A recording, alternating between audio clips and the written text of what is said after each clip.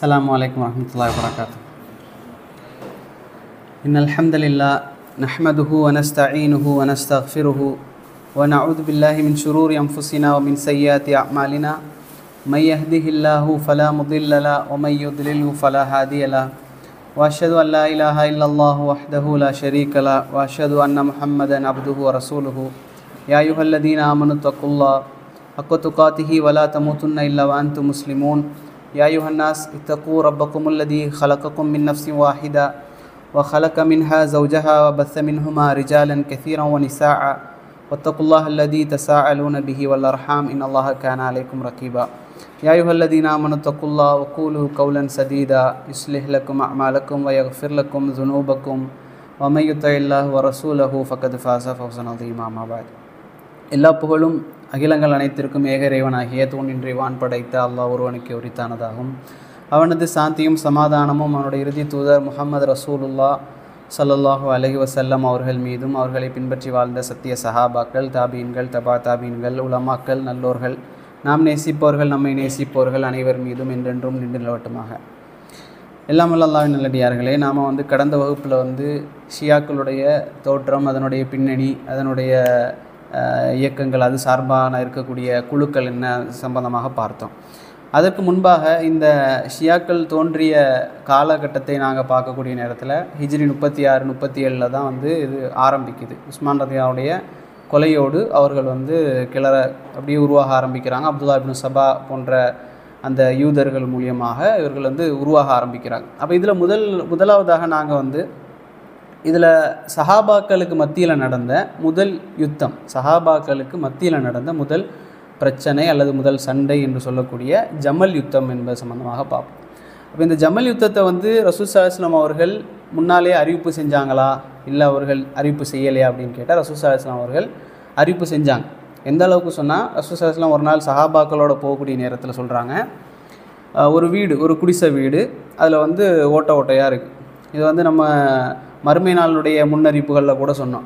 ரசூலுல்லாஹ் சொன்னாங்க, இந்த ஓட்ட வழியாக மழை துளி எப்படி இந்த வீட்டுக்குள்ளே வருமோ அதே போல் இந்த உம்மத்துக்கு மேலே ஃபித்னாக்கள் கொட்டுவதை நான் பார்க்குறேன் அப்படின்னு சொன்னாங்க. அந்த ஃபித்னாக்கள்னால் என்னென்னா, ஃபித்னா ரெண்டு வகை. ஒன்று நமக்கு தனிப்பட்ட முறையில் வரக்கூடிய சோதனை, இன்னொன்று முஸ்லீம் உம்மத்துக்கு வரக்கூடிய ஒரு சோதனை. இப்போ ரசூல் ஸல்லல்லாஹு அலைஹி வஸல்லம் சொன்னது இந்த ஃபித்னாவை தான். அப்போது இது சம்பந்தமாக நிறைய சஹாபாக்கள் இந்த ஃபித்னாவை விட்டு ஒதுங்கணும்னு நினச்சாங்க. சரிங்களா? அப்போ இந்த முதல் ஃபித்னா என்பது சஹாபாக்களுக்கு மத்தியில் நடக்குது. ரெண்டு சஹாபா கூட்டத்துக்கு மத்தியில் நடக்குது. 36 ஹிஜ்ரி 36 இந்த ஜமல் யுத்தம் அப்படிங்கிறது நடக்குது. இதனுடைய பேர் ஜமல். ஜமல் சொன்னால் நமக்கு தெரியும், கேமல், ஒட்டகம். இது ஏன் இந்த பேர் வந்துச்சு அப்படின்னு சொன்னால், ஆயிஷா ரலியல்லாஹு அன்ஹா இந்த ஒட்டகத்திலிருந்து தான் அந்த போருக்காக கிளம்புனாங்க.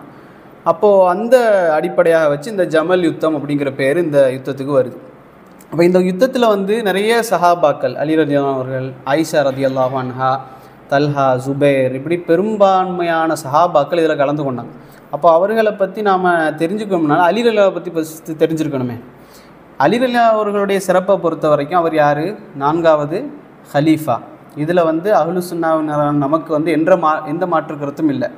உஸ்மான் ரலியல்லாஹு அவர்களுக்கு பிறகு அலிதான் சிறந்தவர், முஆவியாவை விட, எல்லாரையும் விட அலி சிறந்தவர் என்பதில் எந்த மாற்று கருத்தும் நமக்கு இல்லை. ரசூல் ஸல்லல்லாஹு அலைஹி வஸல்லம் பெரிய தந்தை அபூ தாலிபுடைய மகன், இது அவருடைய இன்னொரு சிறப்பான ஒரு அந்தஸ்து. மூன்றாவதாக ரசூல் ஸல்லல்லாஹு அலைஹி வஸல்லம் மருமகன் ஃபாத்திமா ரலியல்லாஹு அவர்களை திருமணம் முடிச்சிருந்தாங்க. அதே போல் முதல் இஸ்லாமிய சிறுவர், இஸ்லாத்தை ஏற்றுக்கொண்ட முதல் சிறுவர்களில் அலி ரலியல்லாஹு முதலானவர். அதே போல் ரசூல் ஸல்லல்லாஹு அலைஹி வஸல்லம் அவர்கள் ஒரே நேரத்தில் 10 சஹாபாக்களுக்கு சொர்க்கத்தை குறித்து நற்செய்தி சொல்லியிருந்தாங்க. அந்த சஹாபாக்களுடைய பட்டியல், அஷ்ரத்துல் முபஷரான்னு சொல்லக்கூடிய அந்த பட்டியலில் அலி ரலியல்லாஹு ஒருத்தர். அதே போல் ஹைபருடைய போர்க்களத்தில், ஹைபருடைய யுத்த சமயத்தில் அதுக்கு போகிறதுக்கு முன்னால் ரசூலுல்லாஹ் சொன்னாங்க, நாளை காலையில் ஒருத்தருக்கு நான் இஸ்லாத்தினுடைய கொடியை கொடுப்பேன், இந்த கொடியை வாங்கக்கூடியவரை அல்லாஹ்வும் அல்லாஹ்வுடைய தூதரும் நேசிக்கிறார்கள் அப்படின்னு சொன்னாங்க. அப்போ எல்லாரும் அது ஆசைப்பட்டாங்க. உமர் ரலியல்லாஹு அவர்கள்லாம் தலையை தூக்கி காமிச்சாங்க, எனக்கு கிடைக்காதா, ஏன்னா அல்லாஹ்வும் அல்லாஹ்வுடைய தூதரும் அவரை நேசிக்கிறாங்கன்னு சொன்னாங்க. அப்போது ரசூலுல்லாஹ் கேட்டாங்க, அலி எங்கே அப்படின்னு கேட்க. அலி இல்லை அந்த இடத்துல ரலியல்லாஹு அன்ஹு. அப்போது அவர் சொல்கிறாங்க, இது மாதிரி கண்ணில் ஏதோ பிரச்சனை, வீட்டில் இருக்கிறார், கண் வலி, அப்போ அவரை கூப்பிடுங்கன்னு சொல்லி ரசூலுல்லாஹ் அவரை கூப்பிட்டு அவருக்கு அந்த கொடியை கொடுக்குறாங்க. அதன் மூலம் ஹைபர் வெற்றி கொள்ளப்படுது. அப்போ ரசூலுல்லாஹ் சொல்கிறாங்க, நீங்கள் போன உடனே என்ன செய்யுங்க, யூதர்களுக்கு எதிராக சண்டைக்காக தான் அனுப்புகிறாங்க. அலிரலியா சொல்கிறாங்க போன உடனே எல்லாரையும் நான் கொல்லுவேன் அப்படின்னு சொல்கிறாங்க. ரசூலுல்லாஹ் சொல்கிறாங்க அப்படி செய்யாதீங்க, பொறுமையாக இருங்க, முதல்ல என்ன செய்யுங்க, இஸ்லாத்தை சொல்லுங்கள். உங்கள் மூலியமாக ஒருவருக்கு ஹிதாயத்து கிடைப்பது என்பது சிகப்பு ஒட்டகைகள் உங்களுக்கு கிடைப்பதை விட சிறந்ததுன்னு சொல்கிறாங்க ரசூலுல்லாஹ். அப்போ இது ஃபஸ்ட்டு தாவா செய்யுங்க அப்படின்னு சொல்கிறாங்க. அப்போ இதுக்கு பிறகு ஹைபருடைய வெற்றி கிடைக்குது. இது அலிரலியாவுடைய சிறப்புகளில் ஒன்று. அதே போல் தபூக்குடைய யுத்த சமயத்தில் ரசூல் ஸல்லல்லாஹு அலைஹி வஸல்லம் அவர்கள் எல்லாரையும் விட்டுட்டு எல்லா படையினரையும் கூட்டிட்டு கிளம்புறாங்க. பெண்களும் குழந்தைகளும் தான் மதீனாவில். அப்போது இந்த பெண்களுக்கும் குழந்தைகளுக்கும் தலைவராக பொறுப்பாளியாக யாரை நியமிக்கிறாங்கன்னா அலி ரலியல்லாஹு நியமிக்கிறாங்க. அலி கேட்டார் ரசூல் ஸல்லல்லாஹு அலைஹி வஸல்லம் இடத்துல, பெண்களோடையும் குழந்தைகளோடையுமா எங்களை விட்டுட்டு போகிறீங்க அப்படின்னு கேட்குறாங்க. அலி ரலியல்லாஹு சொல்கிறாங்க, பெண்களோடையும் குழந்தைகளோடையும் என்னை வந்து விட்டுட்டு போகிறீங்களா, நான் மட்டும் எப்படி இவங்களோட இருக்கிறது அப்படின்னு. அப்புறம் ரசூல் ஸல்லல்லாஹு அலைஹி சொன்னாங்க, மூசாவுக்கு ஹாரூன் இருந்தார், நம்ம கூட பார்த்தோம். மூசா அலைஹிஸ்ஸலாம் அவர்களை அல்லாஹ் வந்து மலைக்கு, சினாய் மலைக்கு கூப்பிடக்கூடிய நேரத்தில் மூசா உடனடியாக கிளம்பி வந்துட்டார். பின்னால் மக்களை வந்து ஹாரூன்கிட்ட சொல்லி நீங்கள் அழைச்சிட்டு வாங்க, நான் முதல்ல போகிறேன் அப்படின்றார். அதே போல் மூசாவுக்கு எப்படி ஹாரூன் இருந்தாரோ அதே போல் எனக்கு நீ இருப்பதை நீ விரும்பவில்லையான்னு கேட்குறாங்க ரசூலுல்லாஹ். அப்போ மூசா அலைஹிஸ்ஸலாமுக்கு எப்படி ஹாரூன் அலைஹிஸ்ஸலாம் அவர்களோ, இதை வந்து ஷியாக்கள் எப்படி பயன்படுத்துவாங்கன்னா இந்த ஹதீஸை, மூசா அலைஹிஸ்ஸலாம் அவர்களுக்கு பிறகு ஹாரூன்னா என்ன, மூசா ஒரு நபி, ஹாரூன் அதுக்கு அடுத்த நபி. அதே போல் ரசூல் ஸல்லல்லாஹு அலைஹி வஸல்லம் அவருக்கு பிறகு அலி ஒரு நபின்னு எடுப்பாங்க. ஆனால் இது அதுக்காக சொல்லப்பட்டதில்லை. தபூக்கில் ரசூலுல்லாஹ் குடும்பங்களை விட்டுட்டு போகும்போது எப்படி மூசா வந்து ஹாரூனை பெண்களுக்கு பாதுகாப்பாக விட்டு போனாரோ அதே போல் ரசூலுல்லாஹ் வந்து அலியை விட்டுட்டு போகிறாங்க. அப்போது இதே போல் பல சிறப்புகளை கொண்டவர். அதே போல் ஆயிஷா ரலியல்லாஹு எடுத்துட்டிங்கன்னா நபி அவர்களுடைய உலகத்திலேயும் மனைவி சொர்க்கத்திலேயும் மனைவின்னு ரசூல் ஸல்லல்லாஹு அலைஹி வஸல்லம் அவர்களால் சொல்லப்பட்டவர்கள். நபி அவர்களுடைய கடைசி நேரம், மரணிக்கக்கூடிய நேரத்தில் ஆயிஷா ரலியல்லாஹுடைய மடியில் தான் ரசூல் ஸல்லல்லாஹு அலைஹி வஸல்லம் அவர்கள் மரணித்தார்கள். அங்கே தான் விரும்பினாங்க நபி. அவங்க சொன்னாங்க நான் ஆயிஷா ரலியல்லாஹுடைய வீட்டுக்கு போகணும் அப்படின்னு சொன்னாங்க மரணிக்கக்கூடிய நேரத்தில். அதே போல் ஜிப்ரீல் அலைஹிஸ்ஸலாம் அவர்கள் சலாம் சொல்லியிருக்கிறாங்க ஆயிஷா ரலியல்லாஹு. இது போல் சிறப்பு கொண்டவர்கள். அதே போல் தல்ஹா எடுத்துட்டிங்கனாலும் சரி, ஜுபைர் எடுத்துக்கிட்டாலும் சரி, எல்லா சஹாபாக்களுமே 10 சஹாபாக்கள், சொர்க்கத்துக்கு சான்று பெற்ற 10 சஹாபாக்களில் உள்ளவங்க. இப்போ நம்ம எதுக்கு இதெல்லாம் சொல்கிறேன் அப்படின்னா, இந்த ஜமல் யுத்தத்தை பற்றி படிக்கக்கூடிய நேரத்தில் யாருக்கு மேலேயும் நமக்கு கெட்டெண்ணம் வரக்கூடாது. இந்த சஹாபி மேலே ஒரு கெட்டெண்ணம் வரக்கூடாது, இந்த சஹாபி இப்படி செஞ்சுட்டாரே அப்படிங்கிறதுக்காக எந்த ஒரு கெட்டெண்ணம் வரக்கூடாது. ஏன்னா எல்லாருமே ஒரு நல்ல நோக்கத்துக்காக தான் அந்த போர்க்களத்தில் வந்தாங்க. அதை நான் சொல்கிறேன் இன்ஷா அல்லாஹ். அப்போ இந்த என்ன நடக்குது அப்படின்னு சொன்னால், உஸ்மான் ரலியல்லாஹு அன்ஹு அவர்கள் கொலை செய்யப்படுறாங்க. என்ன காரணத்துக்காக?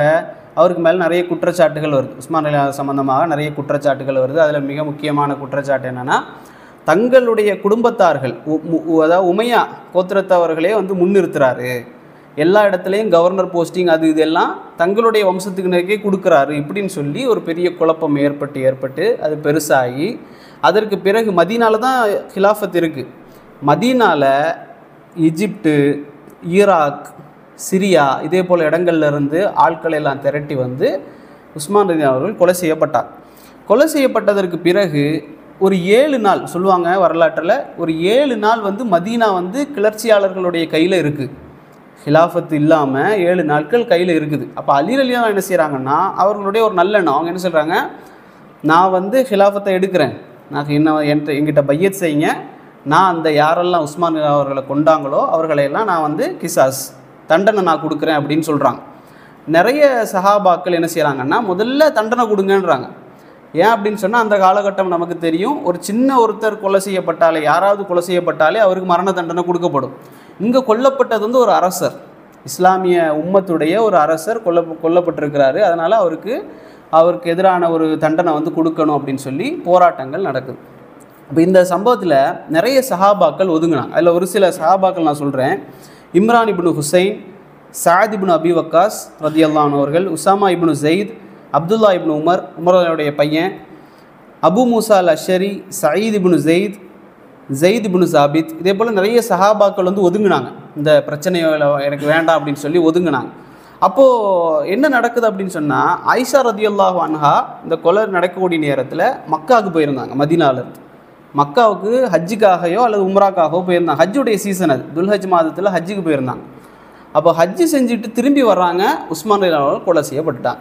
இப்போ ஆயிஷா ரலியல்லாஹு என்ன செய்கிறாங்கன்னு சொன்னால், தல்ஹானா யார் நமக்கு தெரியும். தல்ஹா ரலியல்லாஹு அன்ஹு அவர்கள் ரசூலுல்லாஹ்வுக்கு கேடயமாக இருந்தவங்க. கேடயத்தை கொண்டு கேடயப்படுத்தலை, தங்களுடைய உடலையே கேடயமாக பயன்படுத்தி ரசூலுல்லாவை உஹது போர்க்களத்தில் காப்பாற்றிய அந்த தல்ஹா ரதியல்லாஹு அவர்கள், சொர்க்கத்துக்காக நற்செய்தி பெற்ற சஹாபாக்கள் ஒருவர். அதே போல் ஜுபைர் ரதியல்லாஹு அன்ஹு, ஜுபைர் இப்னு அவ்வாம், இந்த 2 சஹாபாக்கள், அதே போல் கூட உள்ள ஆதரவாளர்கள் எல்லாரையும் திரட்டி ஆயிஷா ரதியல்லாஹு அன்ஹா என்ன செய்கிறாங்க அப்படின்னு சொன்னால், இவர்களை கொண்டவங்க, உஸ்மான் ரலியல்லாஹு கொண்டவங்க எல்லாம் எங்கே போயிட்டாங்கன்னா கூஃபாவுக்கு ஓடிட்டாங்க. மதீனாவிலையும் இருக்கிறாங்க, கூஃபாவுக்கு நிறைய பேர் ஓடி போயிட்டாங்க. கூஃபான்னா நமக்கு தெரியும் இன்றைக்கி இருக்கக்கூடிய ஈராக். அன்றைக்கு ஈராக் இல்லை, அது வந்து பறந்து இருந்த ஒரு பாரசீகம். கூஃபாவுக்கு ஓடிட்டாங்க. ஓடின உடனே ஆயிஷா ரதியல்லாஹு என்ன செய்கிறாங்கன்னா இந்த படைகளை திரட்டி கொண்டு கூஃபாவை நோக்கி போகிறாங்க. சில பேர் என்ன செய்வாங்கன்னா ஆயிஷா ரதியல்லாஹு அவர்கள் அலி ரலியல்லாஹுக்கு எதிராக கிளம்புனாங்க அப்படின்னு சொல்லுவாங்க. அலி ரலியல்லாஹு கிளம்பியிருந்தா எங்கே கிளம்பியிருக்கணும்? மதீனாவுக்கு வந்திருக்கணும், கூஃபாவுக்கு போக வேண்டிய அவசியம் இல்லையே. அப்போ ஆயிஷா என்ன செய்கிறாங்க, படைகளை திரட்டி கொண்டு கூஃபாவுக்கு போகிறாங்க. கூஃபாவுக்கு போய் என்ன செய்கிறாங்கன்னா பிரச்சாரம் செய்கிறாங்க. இந்த மாதிரி அங்கே வந்து அடைக்கலம் புகுந்துருக்கிறாங்க, அவங்கள எங்கள்கிட்ட ஒப்படைங்க, நாங்கள் வந்து தண்டிக்கிறோம். இதே கோரிக்கையை தான் யார் வச்சாங்கன்னா முஆவியா, சிரியாவில் கவர்னராக இருக்கிறார். சிரியாவில் முஆவியா கவர்னராக இருக்கிறார். அவரும் இதே கோரிக்கையை வைக்கிறார். உஸ்மான் ரலியல்லாஹு கொல்லப்பட்டதுக்கு நான் பரிகாரம் கொடுக்குறேன், நான் கொல்றேன் அப்படின்றார். அப்போது என்ன நடக்குதுன்னா அலி ரலியல்லாஹு என்ன செய்கிறாங்க, உஸ்மான் ரலியல்லாஹு கொல்லப்பட்ட உடனே இவங்க ஹிலாஃபத்தை எடுத்துட்டு எல்லா கவர்னரையும் மாற்றுறாங்க. எல்லா இடத்துலையும் கவர்னரை வந்து உஸ்மான் ரலியல்லாஹு வச்ச கவர்னரை எல்லாத்தையும் கம்ப்ளீட்டாக மாற்றுறாங்க, டோட்டல் கவர்மெண்ட்டாக மாற்றுறாங்க. இது வந்து தப்பா அப்படின்னா தப்பு இல்லை. எதுக்கு அப்படி செஞ்சாங்கன்னா, பிரச்சனையே எதுக்கு தான், உஸ்மான் ரலியல்லாஹு அவர்கள் குடும்பத்தை வந்து கவர்னர் ஆக்கி வச்சுருக்கிறாங்க அப்படிங்கிறதுக்காக தான் ஒரு குற்றச்சாட்டு வந்து குழப்பம் ஏற்பட்டுருக்கு. அப்போ அலி ரலியல்லாஹு அவர்கள் ஒரு டைம் எடுத்துக்கிட்டாங்க, எனக்கு ஒரு டைம் கொடுங்க அப்படின்னு கேட்டாங்க. ஆனால் இதை வந்து முஆவியா ரலியல்லாஹு அவர்களோ ஆயிஷா ரலியல்லாஹு புரிஞ்சு கொள்ளலை. அப்போ ஆயிஷா ரலியல்லாஹு அவர்கள் செஞ்சதும் தப்பு கிடையாது, ஒரு ஆட்சிக்கு எதிராக கிளம்பல அவங்க.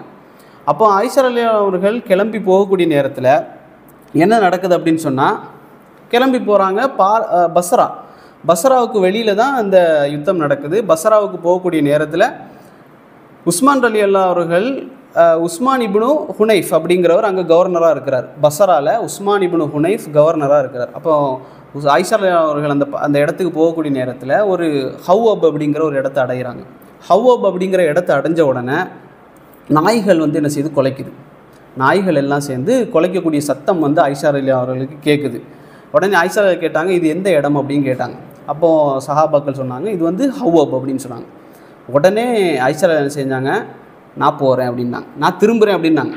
நான் வந்து வரலை, நான் வீட்டுக்கு போகிறேன், நான் திரும்புகிறேன், என்னை விடுங்க அப்படின்றாங்க.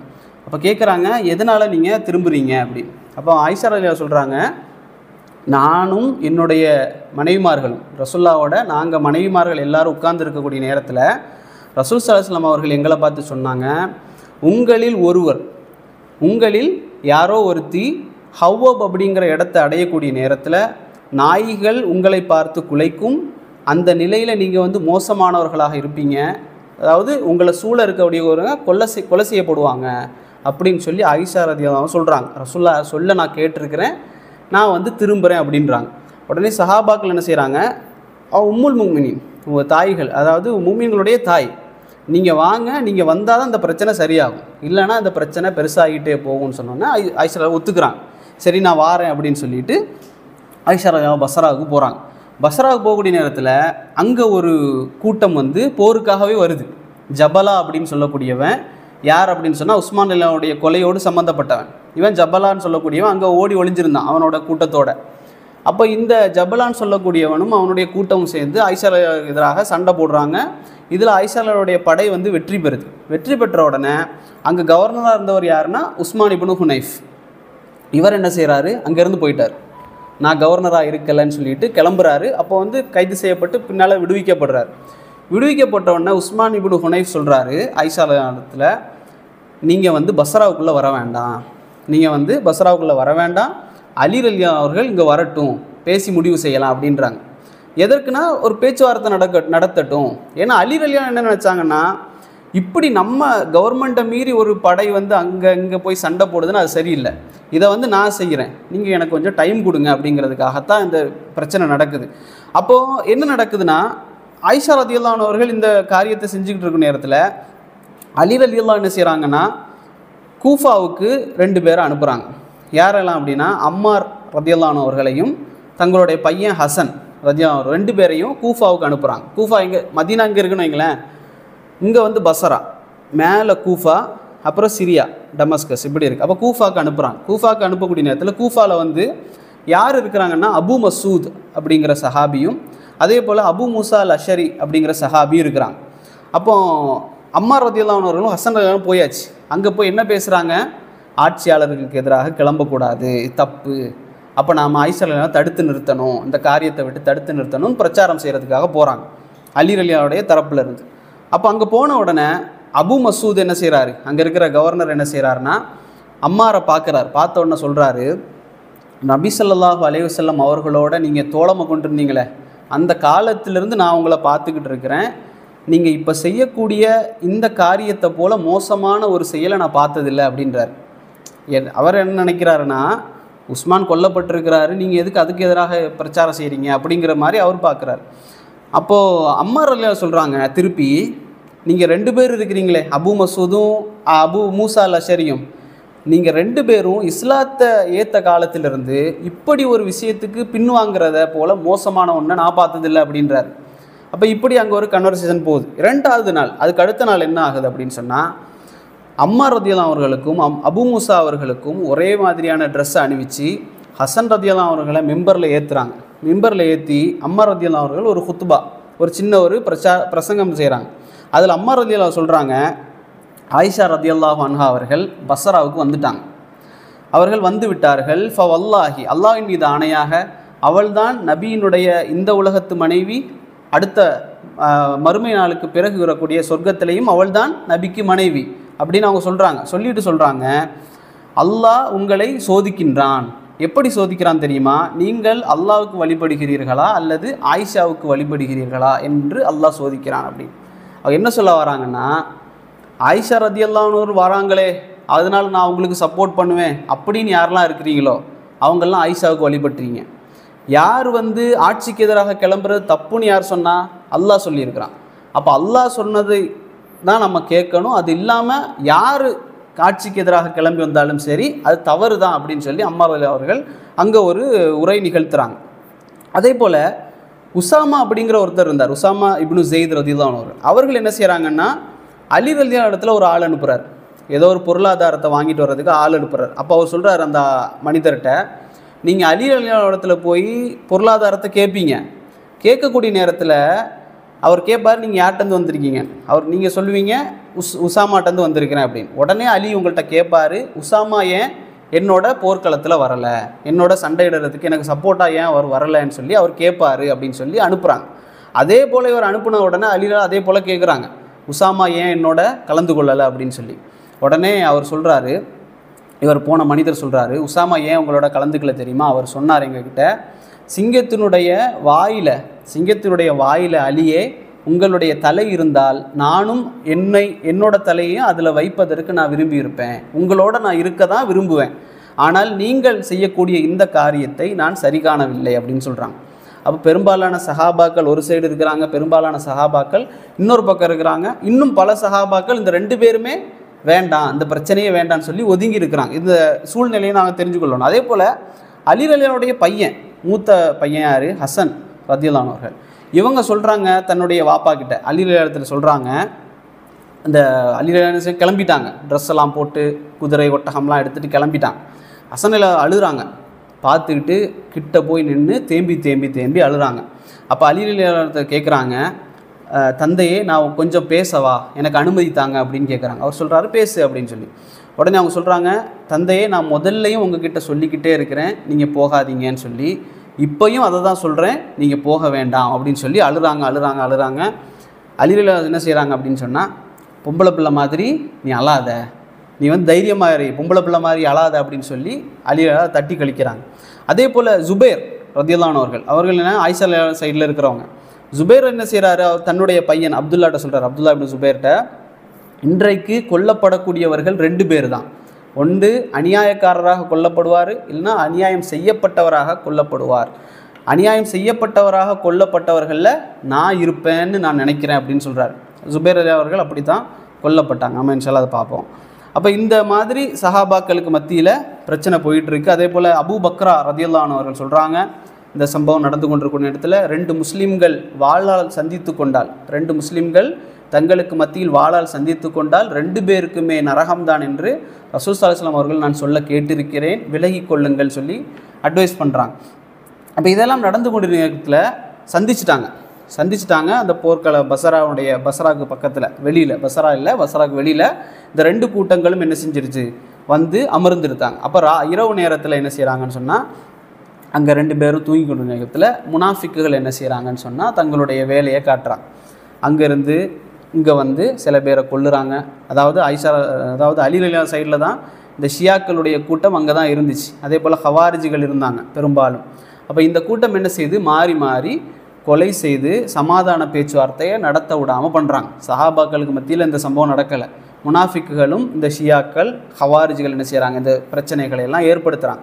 அப்போ காலை வந்த, அதாவது துஹர் சமயத்தில் தான் ஆரம்பிக்குது. அப்போ இந்த பிரச்சனை சண்டை ஆரம்பித்த உடனே அலி சொல்கிறாங்க, யாரும் அம்புகளை எய்யக்கூடாதுன்னு சொல்கிறாங்க. யாரும் அம்புகளை எய்யக்கூடாது, முதல்ல என்ன செய்யுங்க, பேசுங்க, இன்றைக்கு யார் வெற்றி பெறுகிறாரோ அவர் தான் மறுமையிலும் வெற்றி பெறுவார் அப்படின்னு சொல்கிறாங்க. அப்போ இந்த 2 கூட்டத்துக்கும் பெரிய ஒரு கவனமாக இருந்தது எதில் அப்படின்னு சொன்னால், ஆயிஷா ரலியல்லாஹு அன்ஹா அவர்களுக்கு எந்த பாதிப்பும் ஏற்பட்டுறக்கூடாது. அதில் தான் 2 கூட்டமுமே கவனமாக இருந்தாங்க. ஆயிஷா ரலியல்லாஹு புறத்தில் வந்தவங்களும் கவனமாக இருந்தாங்க, அலி ரலியல்லாஹு அவர்களும் கவனமாக இருந்தாங்க. அலி ரலியல்லாஹு சொன்னாங்க, ஆயிஷா ரலியல்லாஹு அவர்களுக்கு எந்த பாதிப்பும் ஏற்படக்கூடாது அப்படின்னு சொல்லியிருந்தாங்க. இப்போ இந்த மாதிரி ஒரு சண்டையை நம்ம வரலாற்றில் எங்கேயுமே பார்க்க முடியாது. அப்போது 2 தரப்புலையும் அம்புகள் எய்யப்பட்ட உடனே சண்டை ஆரம்பிக்குது. இந்த சண்டையில் ஒரு சம்பவம் என்னென்னா, அலி ரலியல்லாஹு அவர்களும் ஆயிஷா ரலியல்லாஹு புறத்துலேருந்து ஜுபைர் ரலியல்லாஹு அவர்களும் இப்படி சந்திச்சிடுறாங்க. 2 ஒட்டகமும் எதிரெதிரில் இப்படி சந்தித்து 2 ஒட்டகங்களும் கழுத்துகளை உரசி கொள்ளுது. 2 கழுத்துகளையும் உரசி கொண்டு நிற்கிது. அப்போ அலி ரலியல்லாஹு வந்து ஜுபைர் ரலியல்லாஹு இடத்துல கேட்குறாங்க, ஜுபைரே உங்களுக்கு ஞாபகம் இருக்கிறதா அப்படின்னு கேட்குறாங்க. அப்போது இவர் கேட்குறாரு, என்ன ஞாபகம் இருக்கிறதா அப்படின்னு சொன்ன உடனே அவர் சொல்கிறாரு, ரசூல் ஸல்லல்லாஹு அலைஹி வஸல்லம் அவர்களும் நானும் நீங்களும் 3 பேரும் ஒரு நாள் சேர்ந்து உட்கார்ந்திருந்தோமே, ஞாபகம் இருக்கிறதா? அன்றைய தினத்தில் ரசூல் ஸல்லல்லாஹு அலைஹி வஸல்லம் அவர்கள் உங்களிடத்தில் கேட்டார்கள், ஜுபைர் இடத்துல கேட்டாங்க, அத்துஹிப்புஹு, நீங்கள் இவரை விரும்புகிறீரா கேட்டாங்க. ரசூல்லா கேட்டாங்க ஜுபைர் இடத்துல, அலியை நீங்கள் விரும்புகிறீங்களா அப்படின்னு. அப்போ நீங்கள் சொன்னீங்க, ஆமாம் நான் விரும்புகிறேன்னு சொன்னீங்க. அப்போ ரசூல் ஸல்லல்லாஹு அலைஹி வஸல்லம் அவர்கள் உங்களிடத்தில் சொன்னார்களே, அநியாயமாக ஒரு யுத்தத்தில் நீங்கள் அலிக்கு எதிராக கிளம்புவீர்கள் என்று ரசூலுல்லாஹி ஸல்லல்லாஹு அலைஹி வஸல்லம் அவர்கள் உங்களிடத்தில் சொன்னது உங்களுக்கு ஞாபகம் இருக்கிறதான்னு கேட்டாங்க. உடனே அவருக்கு ஞாபகம் வந்துருச்சு. யாருக்கு? ஜுபைர் ஞாபகம் வந்துருச்சு. ஞாபகம் வந்த உடனே என்ன செஞ்சுருக்கணும், அவர் ஹதீஸாவது அதாவது அப்படின்னு தூக்கி போட்டுட்டு போகக்கூடிய ஆட்களுக்கு மத்தியில் ஜுபைர் என்ன செய்கிறாங்கன்னா, உடனே திரும்பிட்டு சொன்னாங்க, ஞாபகம் வந்து விட்டது, நான் திரும்புகிறேன்னு சொல்லி உடனே அந்த போர்க்களத்திலேருந்து திரும்பி ஓடுனாங்க. ஓடக்கூடிய நேரத்தில் ஒரு முனாஃபிக் என்ன செஞ்சிட்டான் அப்படின்னு சொன்னால், அம்பை எய்து ஜுபைர் ரலியல்லாஹு அவர்களை அநியாயம் செய்யப்பட்ட நிலையில் கொல்லப்பட்டாங்க ஜுபைர் ரலியல்லாஹு. உடனே அவன் வந்து ஓடி வந்து அலி ரலியல்லாஹு சொல்கிறான், நான் ஜுபைரை கொன்றுட்டேன் அப்படின்னு சொல்கிறான். உடனே அலி ரலியல்லாஹு அவனத்தில் சொன்னாங்க, சஃபியாவுடைய மகன் ஜுபைரை கொன்ற உனக்கு நரகத்தை கொண்டு உனக்கு அப்ஷிர், உனக்கு நற்செய்தி சொல்கிறேன் அப்படின்னு சொன்னாங்க. அப்போ அலி ரலியல்லாஹு அவர்களும் யாரும் கொல்லப்படுறதை விரும்பலை, ஆயிஷா ரலியல்லாஹு புறத்திலிருந்தும் யாரும் இங்கே கொல்லப்படுறதில் 2 சஹாபாக்களும் விரும்பலை. அதே போல் இந்த சம்பவம் அப்படி நடந்து ஒவ்வொரு சஹாபாக்கள், தல்ஹா ரலியல்லாஹு அன்ஹு அவர்கள் கொல்லப்படுறாங்க அந்த போரில்.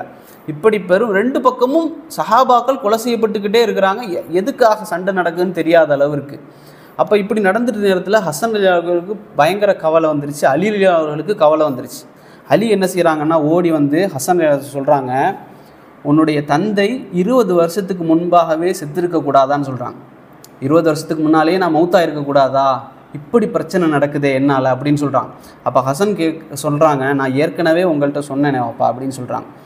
அலி ரலியல்லாஹு சொல்கிறாங்க, நான் நிலைமை இந்த அளவுக்கு போகும்னு நான் நினச்சி பார்க்கல அப்படின்னு சொல்கிறாங்க. இதெல்லாம் அந்த போர்க்களத்தில் நடக்கக்கூடிய சம்பவங்கள். இதற்கு பிறகு அந்த போர் வந்து பயங்கர முற்றி போய் ஆயிஷா ரலியல்லாஹு அன்ஹா அவர்களை கொல்றதுக்கு விருப்பம் இல்லை, ஆயிஷா ரலியல்லாஹு அவர்களை எடுத்துகிட்டு வரணும், அதுதான் இந்த போருடைய முடிவு.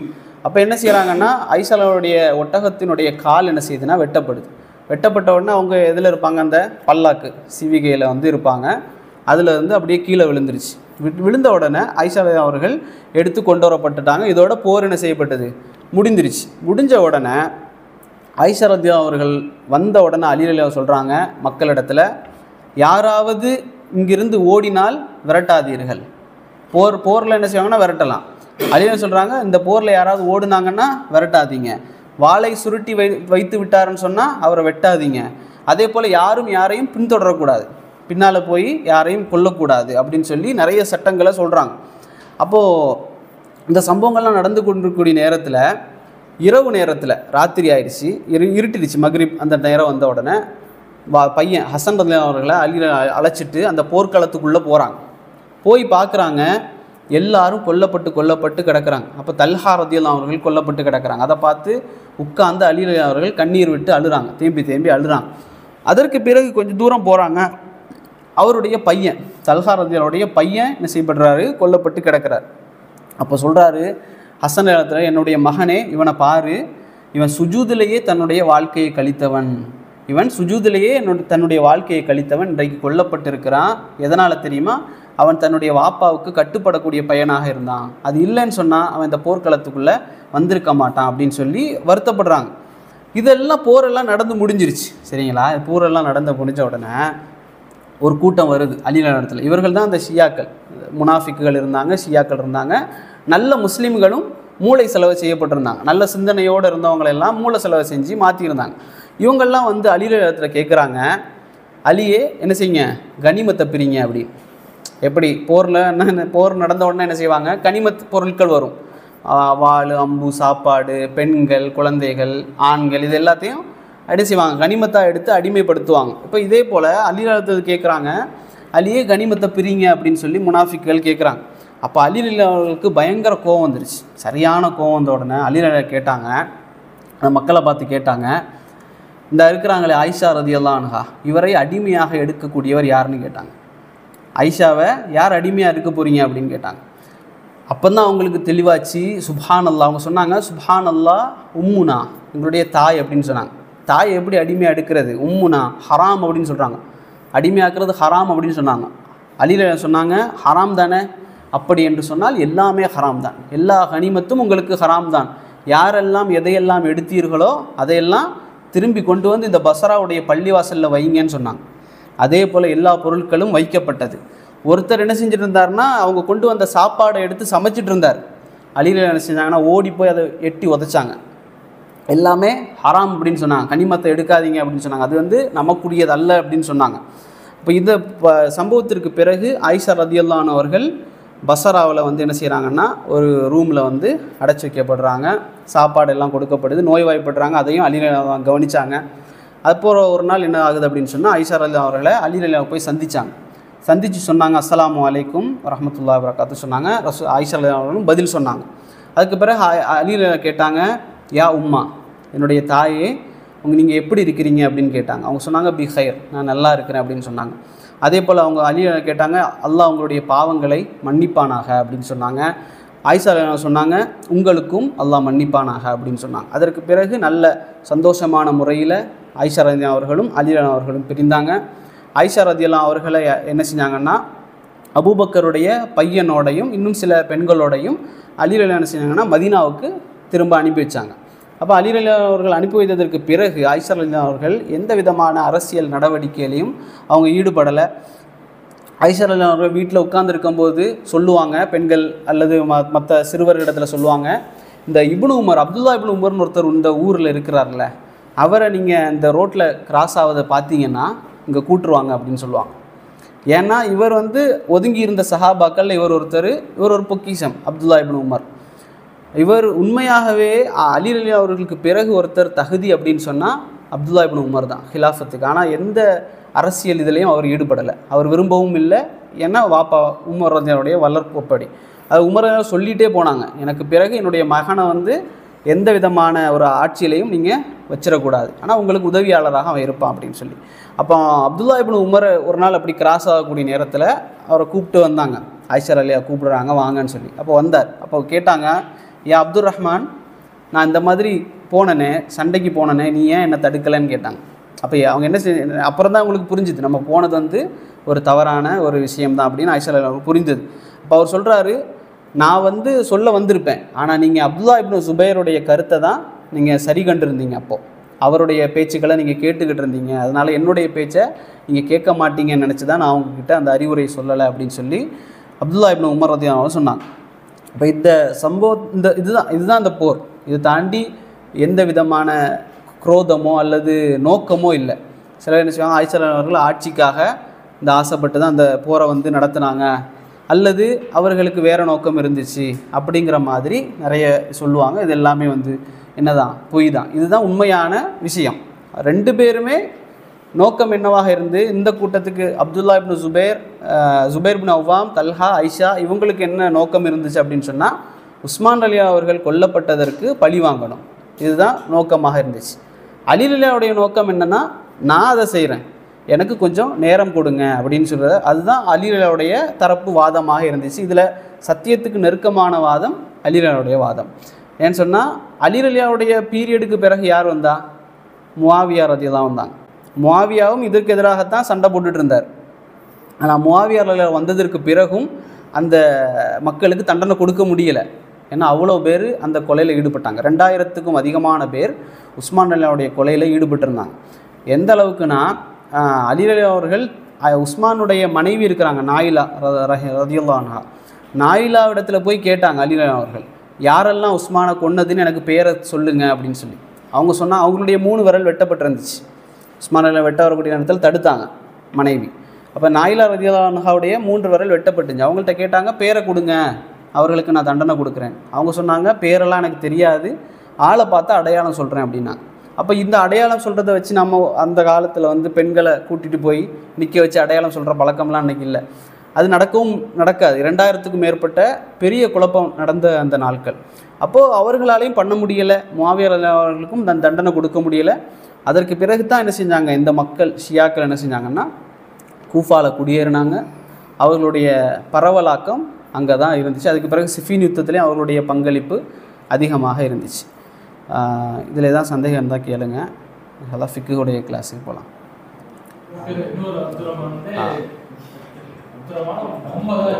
முகமது இருந்தார். முகமது இப்னு அலி.